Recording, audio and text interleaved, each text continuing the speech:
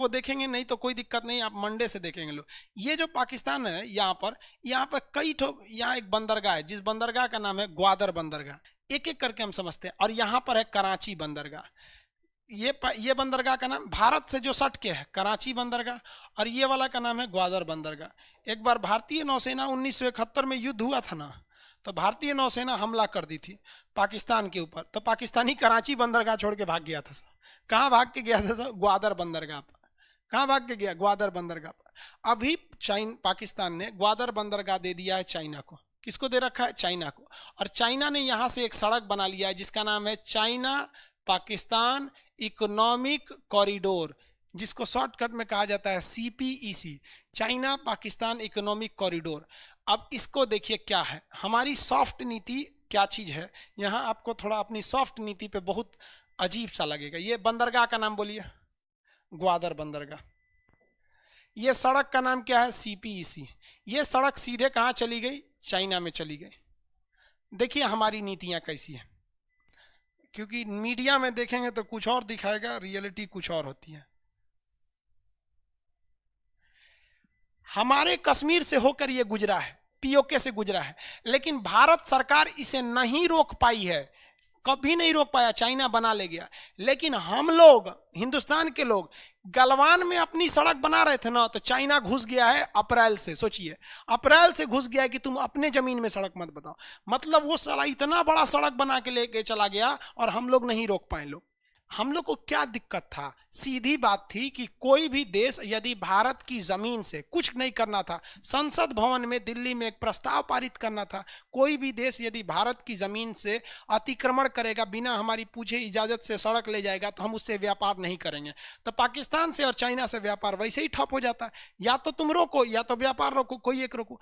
देखिए, चाइना और पाकिस्तान से बदला एक ही शर्त पे लेगा, जब कोई युवा 30 साल 25 साल की उम्र का जब प्रधानमंत्री बनेगा ना, बस उसको 1 महीना के लिए बना दो भाई, 1 महीना में उसल्टा देगा। सोच रहा CPEC रहे चाहे ना रहे भाई, बहुत अजीब सा लगता है। हमारे देश से तुम कैसे ले आ गए? ये दिखाता है कि उन लोग की विदेश नीतियां कितनी स्ट्रिक्ट है चाइना की, और हम लोग को उलझा के रखता है। वो इतना उलझा देता है कि आप उधर सोच भी मत कीजिए। तो CPEC किन 2 देशों को जोड़ता है? चाइना पाकिस्तान को। ये जोड़ देने से भारत के लिए एक बहुत ही बड़ा, बहुत मतलब क्या कहिएगा, एक बहुत जोर का झटका लगा इसको जोड़ने से। कैसे? देखिए, जब ये सड़क नहीं बनी थी तो चाइना के पास एक सरदर्द था कि चाइना को अपने जितने भी व्यापार करने थे वो इस रास्ते से करता था। इसलिए उसको हमेशा एक बात का डर लगा रहता था कि जब कभी भी अगर भारत से युद्ध होगा तो भारत इस रास्ते में हमारे जितने भी नेवी के रास्ते उन्हें ब्लॉक कर देगा। इसलिए चाइना को एक वैकल्पिक रास्ते की जरूरत थी, जिसको वो आराम से बाईपास कर गया भारत को। उसे भारत का चक्कर ही नहीं लगाना पड़ा, उसके लिए रास्ते कम पड़ गए, उसका पेट्रोल बच गया, टाइम बच गया, पैसा बच गया, और भारत से सुरक्षित हो गया। जो सामान वो अरब देशों को बेचता था, इस रास्ते से ले आकर, इतना घूमकर, अब उसको कुछ नहीं करना है, अपने देश से ट्रक से ले आकर यहाँ से लट करके उतार देगा। ये है हम लोग की नीति। सोचिए, और हम लोग POK चिल्ला रहे हैं लोग।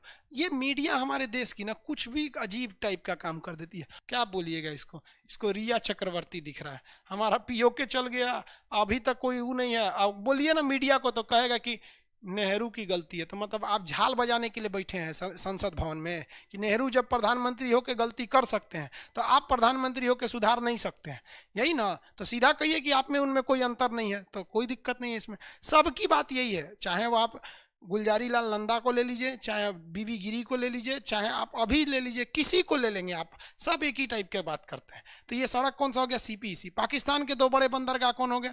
ये हो गया आपका कराची, और ये हो गया आपका कौन सा? ग्वादर।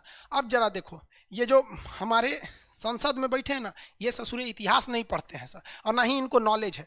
याद करो बाबू आप लोग, चाइना अमेरिका हम्बनटोटा बंदरगाह लेने जा रहा था कि नहीं लेने जा रहा था? हम्बनटोटा बंदरगाह ले रहा था, लेकिन भारत ने क्या घुसा दिया यहाँ पर? बताइए, नाम बताइए फटाफट। LTT।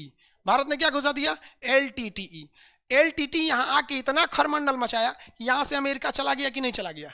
चला गया यहाँ से।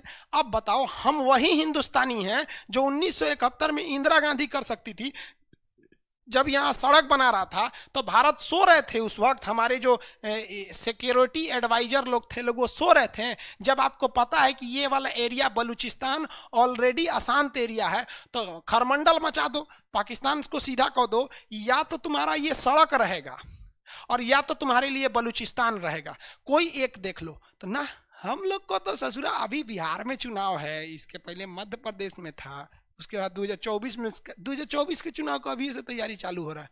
सोचिए, देखिए ना, फेसबुक पे ग्रुप बन गया है सब पार्टियों का, कांग्रेस के लिए अलग बन गया कि 24 में जिताना है, बीजेपी के लिए अलग बन गया, सबका अलग से बन गया। 24 में देश कहाँ जाएगा किसी को मतलब नहीं। आप खुद सोचो बाबू कि जब हमारी इंदिरा गांधी अमेरिका को बंदरगाह नहीं देने दी, श्रीलंका में घुस के तबाही मचा दी, तो हम पाकिस्तान में घुस के कहीं नहीं मचा दिए थे, नहीं मचा पाए थे। यही चीन है जो नेपाल से भगा दिया था अमेरिका को, हम वही भारत है जो यहाँ से भगा दिए थे, लेकिन यहाँ से नहीं भगा पाए। अजब नौटंकी है।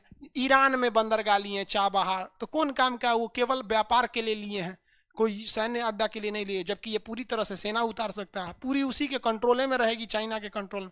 अब क्या कीजिएगा, हमारा काम है पढ़ाना, पढ़ा रहे हैं हम, नीति नहीं ना बना सकते वहाँ जाके।